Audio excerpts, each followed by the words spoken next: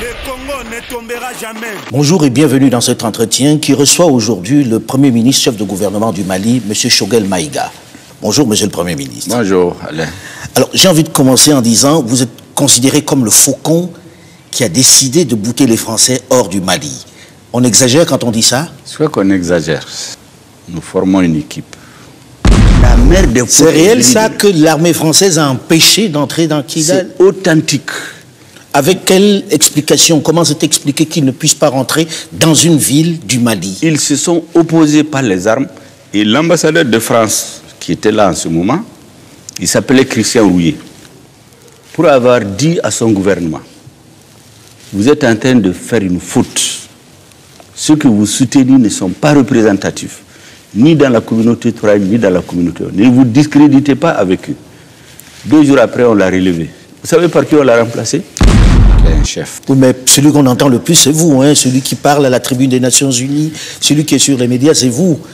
On n'a pas beaucoup entendu Assimi Goïta, le président, parler. Et nous échangeons beaucoup, il donne des orientations. Donc je sais plus ou moins, de façon précise d'ailleurs, sa vision des choses. Celui qui pense que la France vous a lâché en plein vol, comme vous l'avez laissé entendre à la tribune des Nations Unies. Abandon en plein vol, c'est un militaire. Dans l'art militaire, quand on dit qu'on a abandonné en plein combat, en fait c'est la trahison. Sauvons l'Afrique.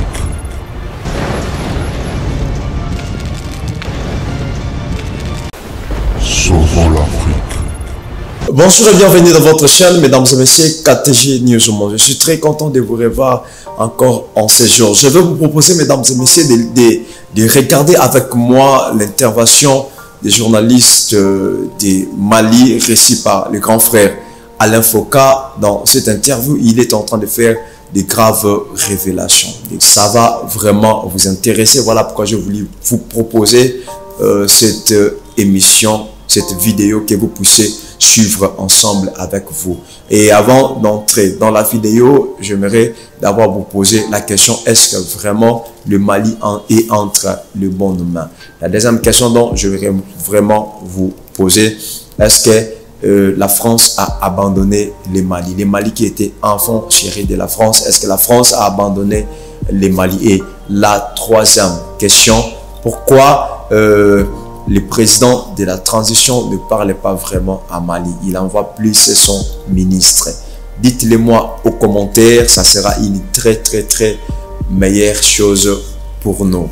Je vais vous laisser, mesdames et messieurs, à suivre la vidéo et nous allons faire quelques commentaires ensemble avec vous, quelques analyses ensemble avec vous. Cette vidéo, ça va vraiment vous étonner. L'intervention de cet homme rempli de sagesse et de l'intelligence. Il est digne fils d'Afrique. Quand je regardais cette vidéo, je me suis dit directement que l'Afrique est en train de changer. Il y a un grand réveil qui est en train de visiter l'Afrique. Nous n'avons plus le temps d'avoir peur. Nous avons maintenant le temps d'agir avec une grande puissance. Parce que la patrie ou la mort, nous vaincrons. Aimez la vidéo avant de commencer.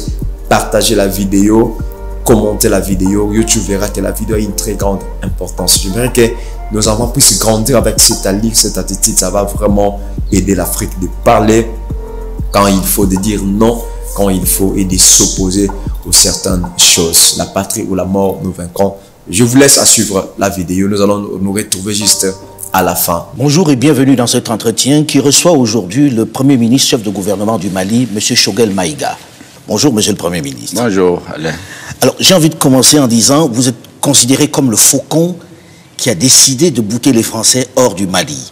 On exagère quand on dit ça? Soit qu'on exagère, nous formons une équipe qui a un chef. Oui, mais celui qu'on entend le plus, c'est vous, hein, celui qui parle à la tribune des Nations Unies, celui qui est sur les médias, c'est vous. On n'a pas beaucoup entendu Assimi Goïta, le président, parler. Et nous échangeons beaucoup, il donne des orientations. Donc je sais plus ou moins, de façon précise d'ailleurs, sa vision des choses. Celui qui pense que la France vous a lâché en plein vol, comme vous l'avez laissé entendre à la tribune des Nations Unies. Abandon en plein vol, c'est un militaire. Dans l'art militaire, quand on dit qu'on a abandonné en plein combat, en fait c'est la trahison. Mais on a adouci les termes en parlant d'abandon en plein vol. Ces officiers ont fait entre 15 et 18 ans sur le théâtre des opérations militaires dans le nord. Ils ont été enlevés, séquestrés par les terroristes pendant des mois. Ils ont échappé à des embuscades. Et lui, c'est le commandant des forces spéciales, les opérations les plus... Il était sur le terrain. Difficiles. Donc, c'est des hommes qui ont vécu dans leur chair, dans leur âme, toutes les trahisons, tous les coups bas. Le mot trahison revient beaucoup dans vos propos, monsieur le Premier ministre. Quand vous dites trahison, trahison de la part de la France, alors la France vous dit, nous sommes venus vous aider, et si on n'était pas venu en 2013, le Mali n'existerait peut-être plus. Comment peut-on parler de trahison dans ces circonstances-là? Est-ce que vous savez que des hautes autorités françaises, des sénateurs, des députés, dans des débats, on dit clairement qu'il faut donner l'autonomie au Nord. Il faut un plan d'autonomie que les Maliens du Nord et du Sud ne peuvent pas vivre ensemble. La fédération. En fait, ils voulaient diviser le Mali par une fédération. Le 15 mai 2015, quand l'accord pour la paix et la réconciliation issu du processus d'Alger a été signé, le lendemain, le ministre de la Défense français, Jean-Yves Le Drian, il a donné une interview sur RFI. Il dit que les Maliens du Nord et du Sud ont tout fait pour vivre ensemble. C'est difficile. Conclusion, on l'attire. Avant lui au Sénat, que ce soit de gauche ou de droite, au Parlement, c'est documenté, ils ont dit qu'ils vont donner un plan d'autonomie au Nord. Le ministre des Affaires étrangères de Nicolas Sarkozy, Alain Juppé, je l'ai écouté, j'ai documenté. Il a dit sur la chaîne LCI que son dernier voyage au Mali, en mars 2012, il a dit à ATT qu'il faut donner l'autonomie aux Touaregs. Des chefs indépendantistes ont dit que c'est la France qui leur a promis de diviser le Mali pour faire un État. Donc, quand après le pays a été envahi et que notre gouvernement a saisi l'État français, ce qui a été dit, convenu, pourquoi je parle de trahison, ce qui a été convenu, la lettre est très claire, appui aérien et à renseignement. Il n'était pas prévu des militaires français au sol. C'est les soldats maliens qui ont libéré Konna, qui ont libéré Gao, qui ont libéré Tombouctou. Arrivé à Néfis, c'est l'armée française qui leur a barré la route. C'est la mer des... C'est réel ça que l'armée française a empêché d'entrer dans Kidal? C'est authentique. Avec quelle explication? Comment c'est expliqué qu'ils ne puissent pas rentrer dans une ville du Mali? Ils se sont opposés par les armes et l'ambassadeur de France qui était là en ce moment, il s'appelait Christian Rouillet, pour avoir dit à son gouvernement, vous êtes en train de faire une faute. Ceux que vous soutenez ne sont pas représentatifs, ni dans la communauté touareg, ni dans la communauté. Ne vous discréditez pas avec eux. 2 jours après, on l'a relevé. Vous savez par qui on l'a remplacé? Non. Par l'officier de la DGSE, l'officier de liaison avec les mouvements la Direction générale de la sécurité extérieure, les services de renseignement. C'est un officier qui vient, qui s'appelle Gilles Huberson. C'est lui qu'ils ont désigné ici comme ambassadeur. On se souvient, la liesse populaire ici, lorsque François Hollande, alors président, est venu ici, où on le remerciait pour avoir sauvé le Mali. 9 ans après, qu'est-ce qui s'est passé pour qu'on demande à l'armée française de partir dans la rue, partout, les politiques? Non, parce que ce jour-là, les Maliens ont crié à la sincérité des dirigeants français. Mais lorsqu'on a empêché l'armée de rentrer à Kidal, les Maliens se sont dit, mais attention, qu'est-ce qui se passe? Et comme par hasard, les terroristes se sont trouvés dans ce sanctuaire-là. Ils se sont préparés pendant 2 ans. Pendant ce temps, l'armée française qui n'était pas prévue d'être au sol, pendant qu'ils interdisaient à l'armée malienne de rentrer au sol, ils amènent 4000 militaires avec un budget de 1 milliard. Mais est-ce que ce n'est pas avec l'autorisation du Mali? 4000 militaires, ce n'était pas prévu par l'opération Serval. Ce qui a été dit aux Maliens, ce n'est pas ça. 1 milliard de francs CFA par jour. Tout le reste est venu de ça. Est-ce que vous savez qu'Assimi Goïta, pour la petite histoire, fait partie des officiers qui ont été bloqués à la porte de Kidal? Ah. Les unités spéciales, ils ont pris un EFIS. Ils s'apprêtaient à donner l'assaut sur Kidal.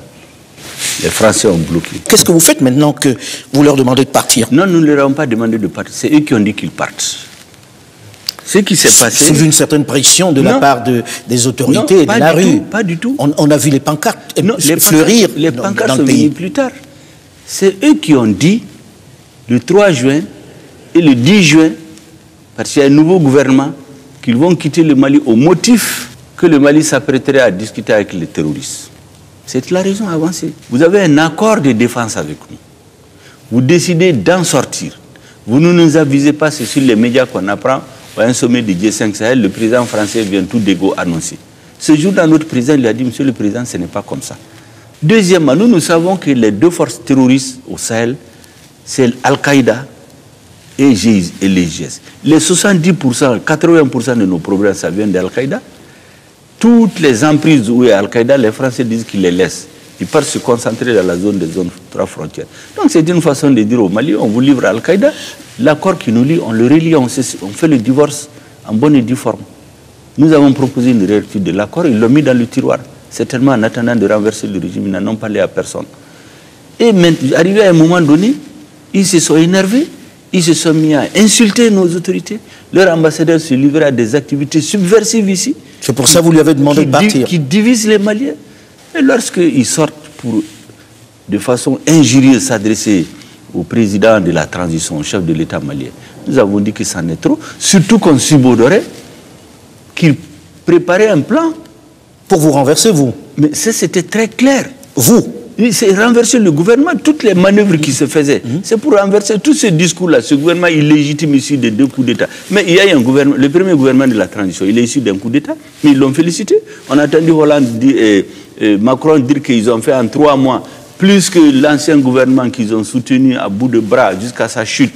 Et maintenant, les mêmes disent, ceux qui les ont renversés, oui, ils ont fait en 3 mois plus que les autres n'ont fait en 7 ans. Et quelques temps après, ils disent, non, c'est un gouvernement issu de 2 coups d'État. Simplement parce qu'Assimi Goïta a dit, les Maliens sont en train de mourir depuis 13 ans.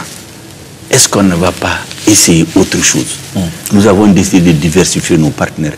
Ils partent, les soldats français. Qu'est-ce que vous faites? Comment vous allez vous en sortir? Comment vous couvrez ce vide qu'ils laissent? Mais le vide, de toutes les façons, ils ont commencé à le créer. Ils ont quitté les bases de Tessalit. Ils ont quitté les bases de Kidal. Ils se préparaient à quitter Gao, à Tombouctou. Ils ont laissé Gao et Tombouctou. Mais ces bases-là, il fallait qu'on les occupe. Est-ce que vous les occupez aujourd'hui? Nous allons les occuper, nous en avons occupé déjà. Mais il va y avoir une période de vide là. Mais il n'y a pas de vide. Nous avons déjà occupé ces bases-là, avec les moyens que nous avons. Nous avons la même armée. Le leadership a changé. Nous nous sommes réorganisés.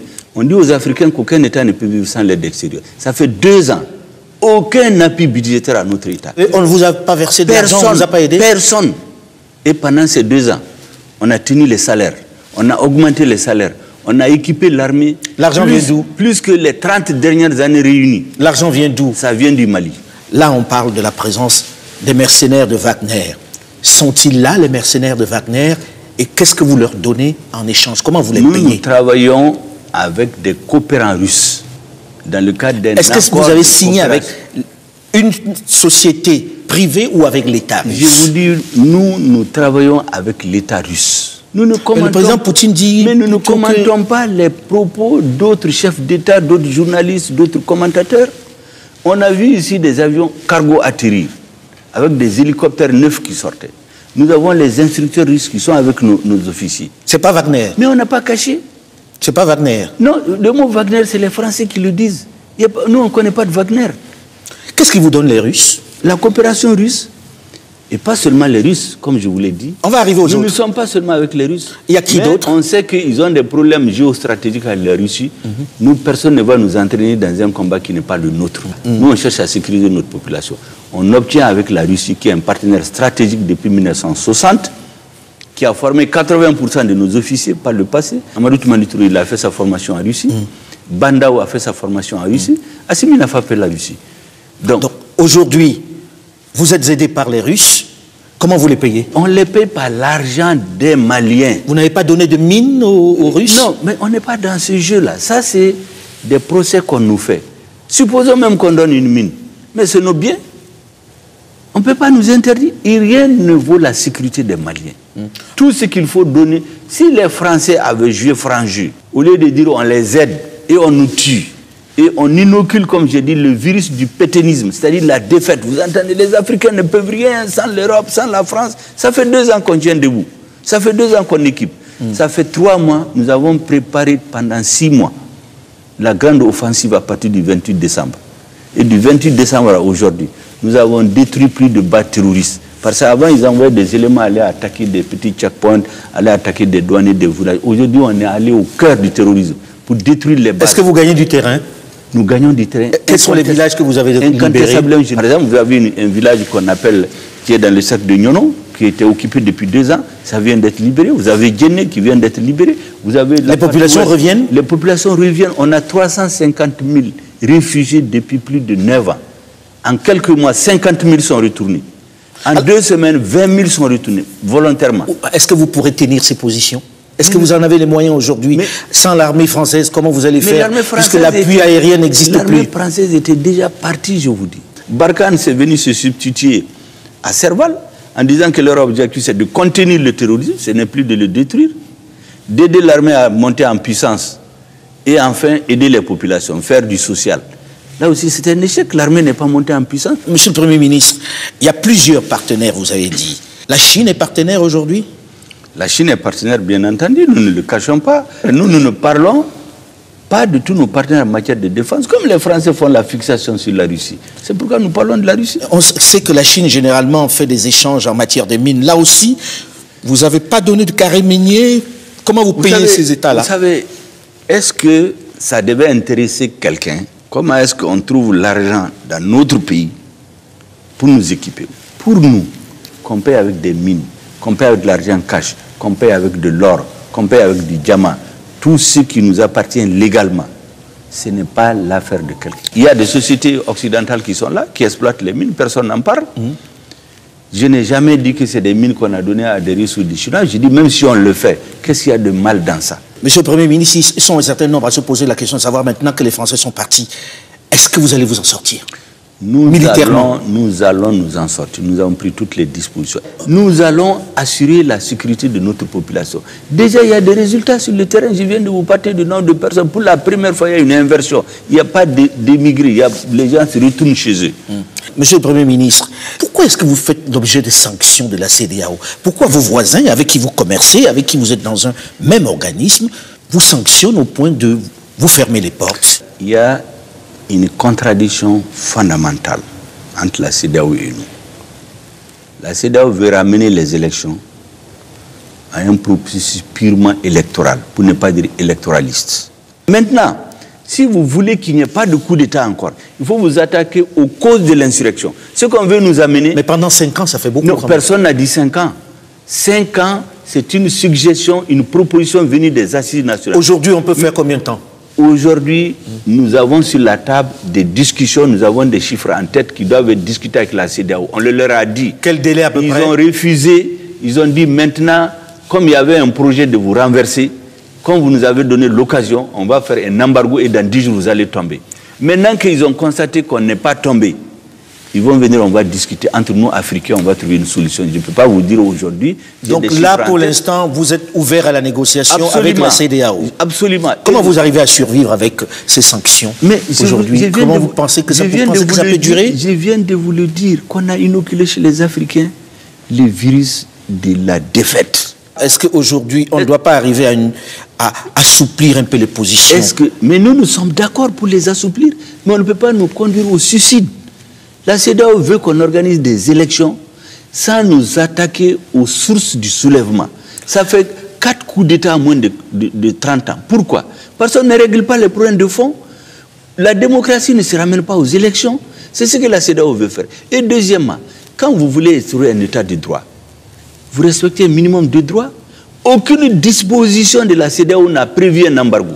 Aucune disposition de la Banque centrale des États d'Afrique du Sud n'a prévu ce qu'ils sont en train de faire. Il y a la Convention des Nations Unies sur les pays sans littoral qui interdit un embargo contre un pays sans littoral. Comment vous voulez violer les règles communautaires, les règles internationales, les règles nationaux pour dire que vous voulez instaurer un état de droit? Parce que vous voulez juste renverser le régime, amener des gens... Tout ceci est aujourd'hui devant la Cour de justice.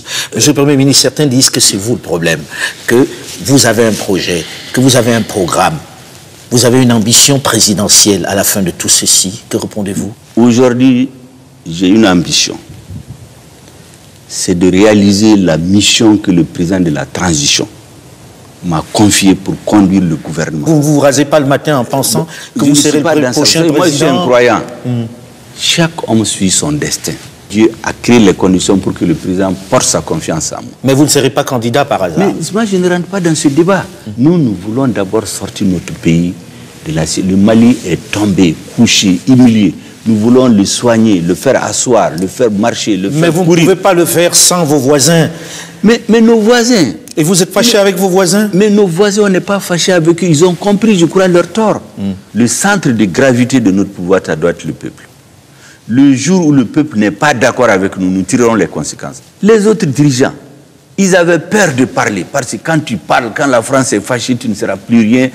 Nous avons décidé d'expliquer à notre peuple. Si le peuple nous dit demain qu'il n'est plus d'accord avec nous, le lendemain, on tire les conséquences. Ce peuple veut être libre et nous allons le libérer. On va terminer là-dessus, Monsieur le Premier ministre. Nous arrivons au terme de cet entretien. Merci, Monsieur le Premier ministre, de nous avoir reçus. L'actualité continue sur France 24 et RFI. Voilà, mesdames et messieurs, je crois que vous avez bien suivi la vidéo comme moi. Je suis très content de vous retrouver encore. Je vais voir dans vos commentaires, dans vos j'aime, liker la vidéo, commenter et partager la vidéo. Ça nous fera vraiment du bien et ça va vraiment nous encourager. Il y a une chose, mesdames et messieurs, la France ne sait plus. Quand je parle de la France, je parle de la politique française. La France n'a toujours pas compris que le temps de la colonie est fini. Le temps de fouetter, le temps de chasser les gens, le temps de massacrer les gens, de chercher à être de grands.